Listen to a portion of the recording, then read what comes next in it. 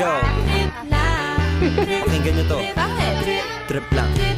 Halika na tara, madali lang talaga. Pangako pagkatapos humihinga ka padali na pare magliliwanag na kung di ka sasabay maiiwanan ka. Ang isip ay wag na gawing pangdalawa dahil isa lang ito, ang gusto lang naman ito ay maging masaya.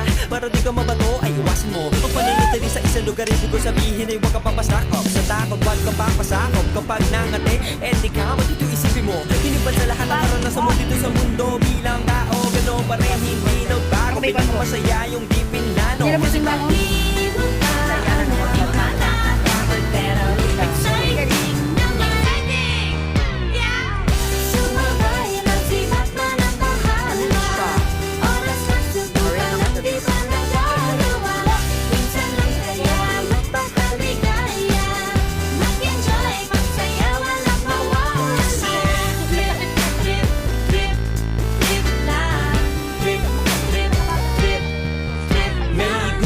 Pero nangangamba na baka mga tao'y tawanan ka. Nais kumanta pero di mo forte. 5 piso lang naman ang karaoke. Go, basta sa bakanting lote. Joke, galingan kahit konti. Kahit bigay lahat sa ginagawa mo na sa ganun ay wala masabi ang ibang tao. Sa ginagalawa nating mundo ay maraming loko-loko. Hindi mo naman inaano ano ba talaga ang kailangan nyo. Siguro ang